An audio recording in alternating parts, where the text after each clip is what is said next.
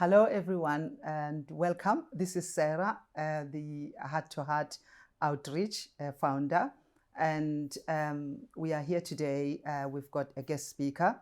We are going to be listening to her story and how she got out of the situation that she found herself in.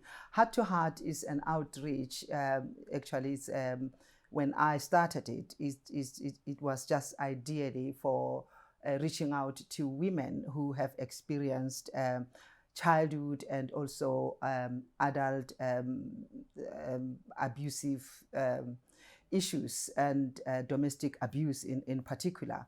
And so I work as a mental health professional, and I also personally have experienced childhood and adulthood abuse. And I tend to come across a lot of people that have experienced more or less the same things that I experienced, and they have been crippled mentally by them.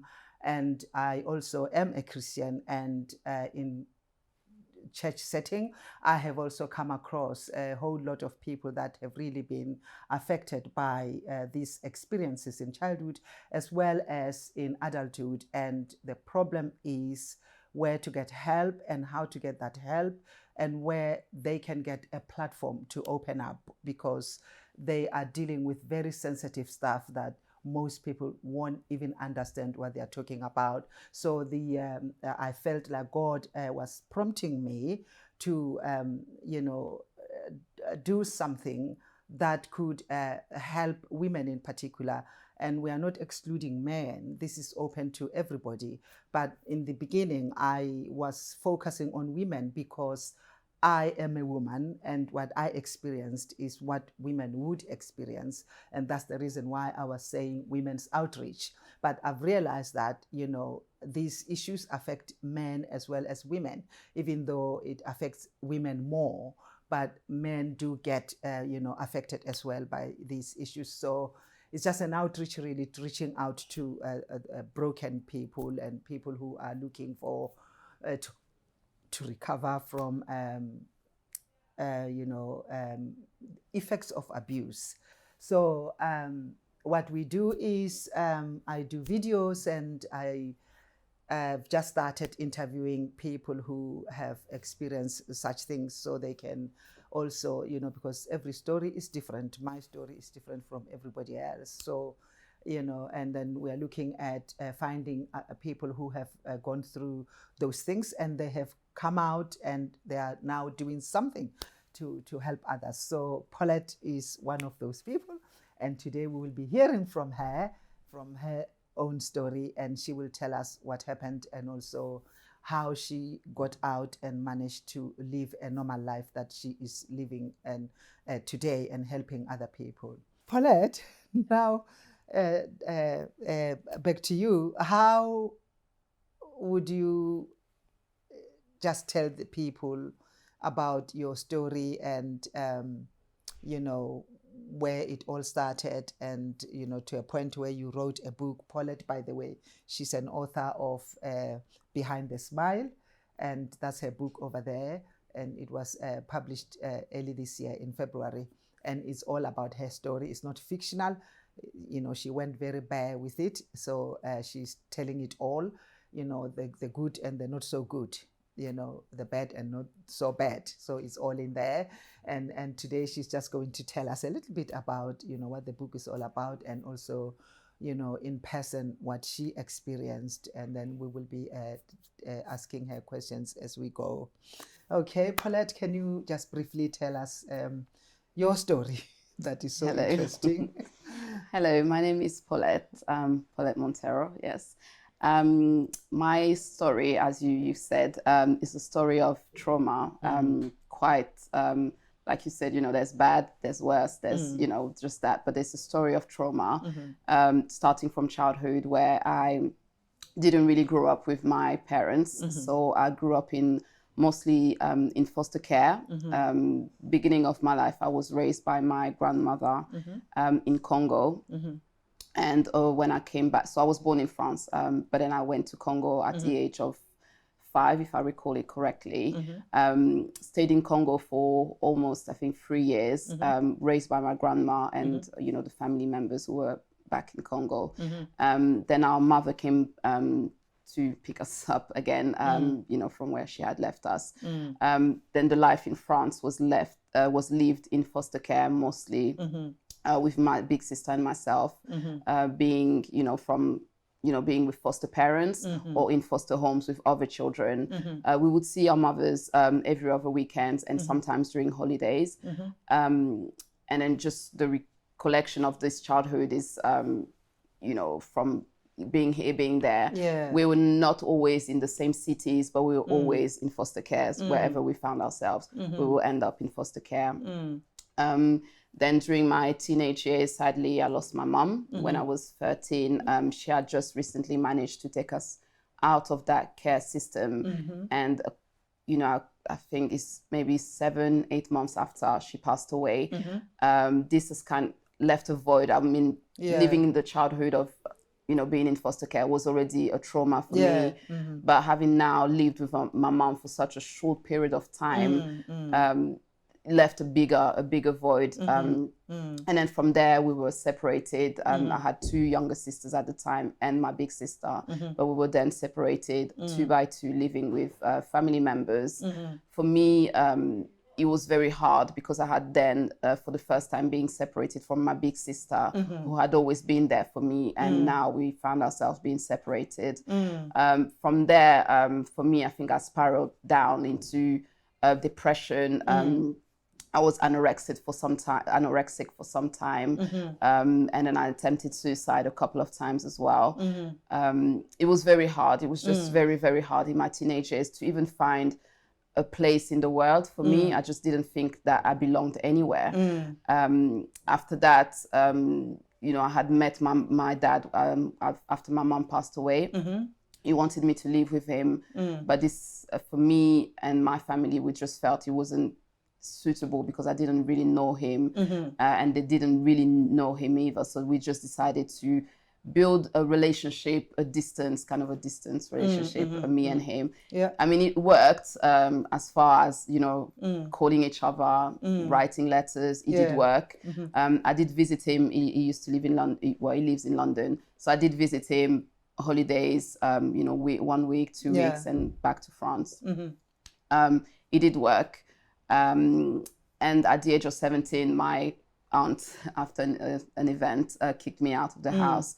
So I found myself back into the care system because I was a minor at the time, So I found myself back into the care system.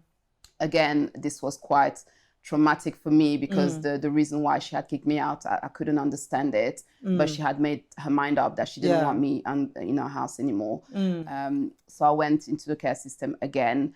And at the age of 19, you know, by the time I was 18, I moved into a flat, into a permanent flat, and you know, graduated and everything from I would say what we call high school, in France. So and then I couldn't get into a uni. I was on waiting list, but and I thought to myself, why not go live with my dad?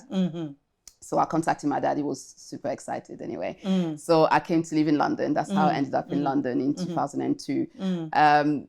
It wasn't the greatest time. I mean, from coming here on holiday to meeting my other siblings, which my dad had remarried, so I had other siblings. From meeting them and now living with them and living with my dad, it was very different.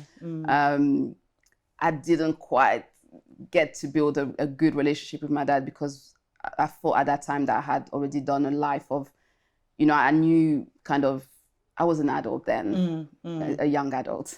And having him like a hawk behind me all the time. I mean, for him, I remained that little girl he had left, you know, from, you know, a very young age. So it was constantly, you know, it was overbearing. It was overwhelming to have him all the time behind me, asking me where I'm going, what I'm doing, wanting a hug, wanting time with me, which for me, I wasn't used to. And I struggled with it. I must admit, I really struggled with it. And I think he struggled with the way I reacted to him, which for him was obviously rejection. And for me, it was really like, I want my space. I'm not used to it. I don't want it. So I ended up leaving the house and moving into a hostel. So I lived in a hostel for some time, where I started working as well, my first job. And I had a friend who it was a male friend.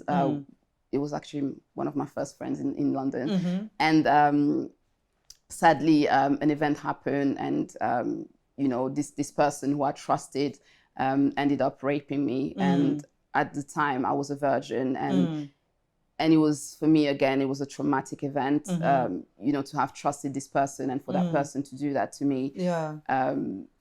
It was very hard. It was very hard to take. I did make the point to this guy that we had to be in a relationship, because for me, I couldn't envision having sex with someone and not be in a relationship with him. So we stayed in a relationship, but again, the basics of that relationship was wrong. So it didn't work out. And then we separated.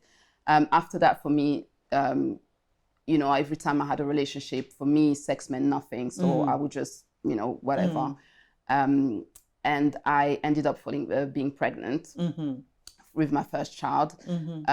Again, it's a traumatic event. I didn't expect to be pregnant. All I did was go to the GP, and then the GP telling me I'm pregnant. So I remember that day I was crying as if my life was over. And then I called this person I was obviously in a relationship with, and he just, at first, he told me to have an abortion without even thinking. And then when I said that this was not something that I would even consider, he just started denying the pregnancy, and we just separated from there. A lot of things unraveled behind the scenes, but that is all in the book. But then obviously, I then went through my pregnancy on my own. And my dad had turned his back on me because of the fact that I was pregnant, and obviously being by myself. So then I had my baby. Obviously, I'm grateful to have been able to carry life, and the life, was manifested now. I had a child. Then when my daughter was about 3 years old, I got into a relationship, which I talk at length in my book. The relationship was quite abusive. I wouldn't say straight from the start, but a couple of months after being in the relationship with this guy, the relationship deteriorated. I went through physical abuse, emotional abuse, mental abuse, financial abuse. I mean, on the spectrum of abuse, I've been through all of them, even as far as sexual abuse, because some people don't believe that you can be raped by your partner, but I've been through that. So I talk about it at length in my book. I was broken. I have to admit, I was broken, and all the decisions I was making from a young adult point of view, it was from a broken place. And I had to kind of pick myself up. I am a Christian. At that time, I called myself a Christian, but I don't think I was actually living the Christ life that I should have been living. But then towards the end of that relationship, I think I actually emotionally detached myself from this person a year before voicing it out. So I wasn't there anymore. I had decided that, okay, I want to end this relationship, but I want to be strong enough to not go back to it. So I had to really take my time, and the abuse continued during that time anyway. But I had to really build myself. So what I did is I started talking a little bit here and there, dropping hints to people who knew me. But I don't think anyone actually understood what I was talking about. I wanted help, but I didn't want to expose myself too much, if that makes sense. But in the end, I think the last time he put his hands on me, I think I just had enough. So I packed my children and myself, because at that time I had a child with this person. I packed my children and went to my parents. And then I just offloaded there. And I think they were shocked, because I had been in the relationship with this person for nearly 6 years, and they didn't know that was happening. So I think they were, my stepmom was just looking at me, and I think she was thinking, are you telling me what you're telling me, or are you making it up? So she was very shocked. But then obviously having my daughter was at the time, she was at an age where she understood. So she had seen some of the abuse. She could, you know, tell. She could testify that this is actually, yes, mommy is telling the truth. So I separated from this person. It was very hard because he didn't want to let go. And at some point I thought to myself, I might as well be with this person. So I was very hesitant, though I had made up my mind. I thought maybe, you know, as people say, better the devil you know. So I thought to myself, am I making the right thing? At least I know with this person what to expect. So fearfully, I was just asking myself questions, and I said, no, you know what? I have a boy and I have a girl. And I said to myself, do I really want my children growing up and thinking that this is love and this is how a relationship should look like? So for the sake of my children, that's where I took a stand and I said, no more. It's not going to happen anymore. And I started then my journey of healing. It took time. Then I just started a journey of healing through books, through prayer, mostly prayer, and then just being able to open up to certain people really helped me seek that not only to break the soul tie, but to move past the desire even of being in a relationship, you know, that will not work for me. So not just for me, but for me and my children. So I just sought God and really held on to God at that time, because I could feel myself sinking into depression. I could feel myself wanting to run back to the person, and I just had to really be strong in what I desired and what I should aspire for my children to see, and just for myself. I mean, I'm they need to see their mom being loved the right way, and I do deserve to be loved the right way. So why should I lower myself to being abused, constantly abused? So that's it. So I just God has been a good help in stepping out of that. So a lot of your help came from the fact that you were a Christian. Would you say that? Yes. Did you get help from secular? Like counseling, secular counseling, or psychiatrist? So during that relationship, at some point I attended counseling by myself, and we tried couple counseling. Counseling by myself, to be honest, I didn't find it a great help. I just remember the counselor just sitting there. And I mean, maybe it was me, but anyway, I do remember just the counselor sitting there and just asking me questions. And I was like, well, you're not really helping me. You're not giving me tips to help me. You're just wanting me skills. Yes, you're just wanting me to tell you, but then what exactly are you doing? So I had a few sessions, and I just thought it's not working for me. Couple counseling, we attended the first session together, then he just didn't want to attend, so I just had to leave it. So that's Paulette, and a lot of the story, I mean, she just went very, very brief. A lot is in the book, so she will tell us in the end how people can access the book and where they can get it from. I read it myself, and it's really impacting. And you know, to see her like this today, if you read the book and look at her today, you wouldn't even think it's the same person. But you know, you can heal. You really can heal. And the good thing about it is that you can heal, and then you can be a help to those who are still in the situation. So we will move now to question time. What prompted you to write the book in the first place? So the first time I shared my testimony, openly shared my testimony, I attended an outreach project in a young women's prison. So it was a young offenders prison. And that's the first time I ever shared my testimony. It was a great time. That was my first time stepping into a prison. And I was very, very anxious, but I shared my testimony there in front of inmates. And when I came out of the platform, I just remember the inmates and the ladies also took part in the outreach. Some of them came and commented that, just like you said earlier, looking at you, it doesn't look, you don't look like what you've been through. It's just amazing.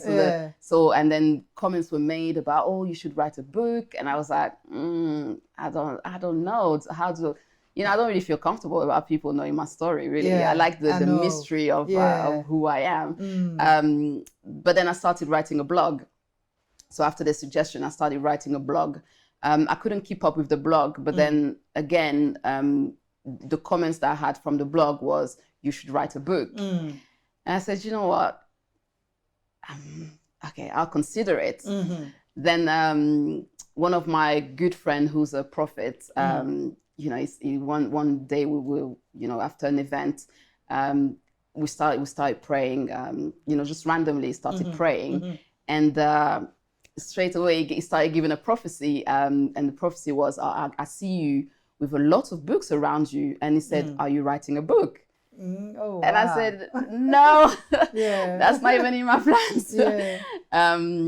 But I had to obey God. I just had to obey God. And that's where the whole journey started. I started, I stopped, I started, I stopped. And I said, you know what? I have to obey. And this is the results. I guess it's not easy to write about such sensitive stuff about yourself because, some people may not understand, some people may judge you, some people may criticize, and and some people may not even believe that that was true. Some people may find fault with some of the things that you did, and before you write, you are thinking of all those things. How am I going to handle those things when they come? Because when the book is out there, I'm going to get those things. So, but well done, because it's going to help a lot of people that can do the same as well. The second question is, in your book, you didn't really talk about it in the brief, but in your book, I'm not sure if you'll be comfortable with this. In your book, you did mention that you became a bit flirty, and you flirt a lot, and you like the attention when you were flirting, and then that behavior put you in trouble. And I think you did say that you think maybe the rape could have been prompted by the behavior, because there are 2 times where in the book you mentioned you would be so free with men or guys to a point where you were so trusting like a child, and you would trust them so much as friends and not even think that they could be thinking the other way, and you would get yourself in, like, sometimes you would share the bed with them, and you wouldn't even think that they could be thinking something. And then there was one time that one of them made advances, and you were so surprised because you didn't expect that. You were really, really shocked, and you were so frightened that, my God, what have I done? And then the other time, I think that's when it even led to you, and then you reflected on that afterwards, and thought, no, flirting is not.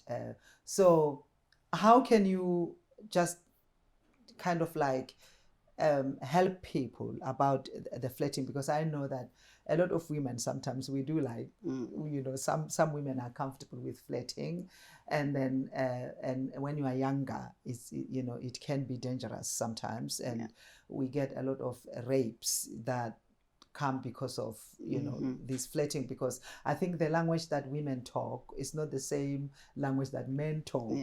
And then so you are not on the same plane with men, and men are thinking you want them when you flirt, and what you need is just them admiring attention. you and then you just want the admiration. You are not looking at anything, and then they think, oh, she wants me, so I need to do what she wants. And then they get surprised when you are shocked when they are making advances, because as far as they are concerned, you invited them.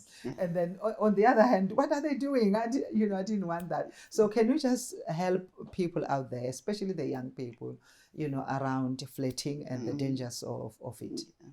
I think, thank you. I think for me, when I started this flirtatious behavior, and I haven't said it in a brief, but obviously it's in a book.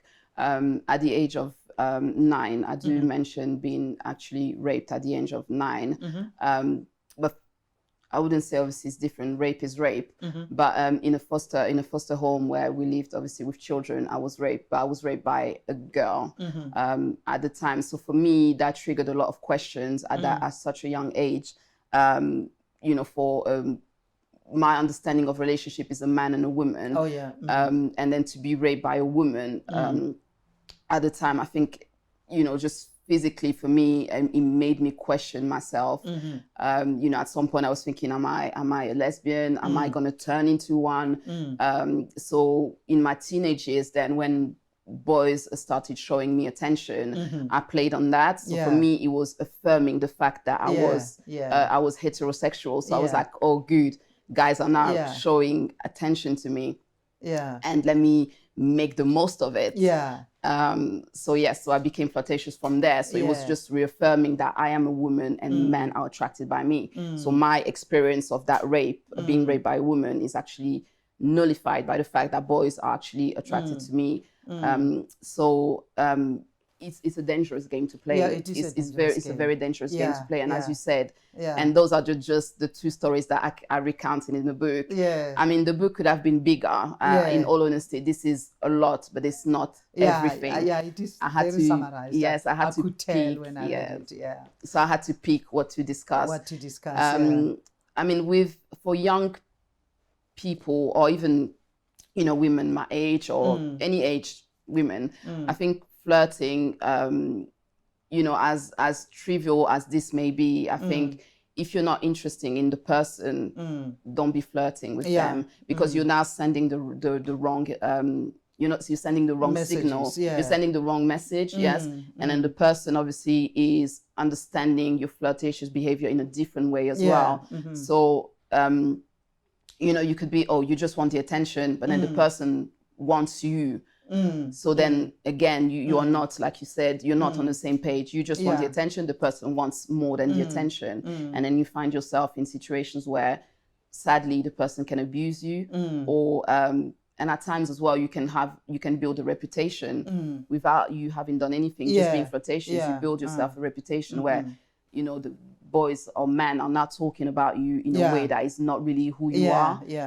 But then your behavior is making them question even your integrity in wanting a serious relationship. In your case, it's understandable because of where it came from. You started to have gender identity issues, and then so when you realize that when you flirt, you get the attention from the opposite sex, that to you was a reward, kind of. But there are girls that just flirt out of flirting, and unfortunately a whole lot of them end up really being raped. And then, as you said, that there was a one occasion that you were in a party, and then there's this guy that was your friend as well, who invited you to come to his flat with him. He wanted to pick something, I think he said. Then you went to his flat to pick something. You were so trusting that you didn't think of anything. And then the next thing, he got you into a room, and at least he didn't do anything that day. But, he was of the impression that that's what you always wanted from him. Exactly. So that day he was going to give what he thought you wanted. And he was shocked when you said, no, that's not what I meant. And then at least he respected that. So that was a near miss. And it came from sending wrong messages. So it's very important how, people behave, especially the young, how you behave when you are among the opposite sex, because as I said, we speak 2 different languages, especially our nonverbal behavior, are saying different things. Sometimes even the way you dress can say a lot to a man or a guy, especially a young man. And then, they think you are dressing like that for them. And then you are dressing like that because you want sex. and then you haven't said anything, just the way you look, they conclude, and then they start to do things that you know sometimes won't be pleasant, or we can regret. So it's very important to watch how we behave and the words we use, and you know the cues that we send out there. You know, with abusive partners, for me, it's you have to save yourself. And you have to save your children. So I remember my daughter so many times telling me why can I have a different dad? Can you just go? You know, my daughter will question me. And at the back of those questions is the fact that you're not being treated right, Mom. Yeah. When you fell pregnant for the first time, you said you were in a church. The guy obviously wanted you to abort the child, but then you didn't. So you opened up to the pastor, who was a lady, you said. How really did it affect your relationship with God at the time? It was it was hard because church had become a family. Yeah. But I just thought, you know what, if people are like that, God must be like that. So I don't want anything to do with it. Yeah. I'm just gonna do my own thing.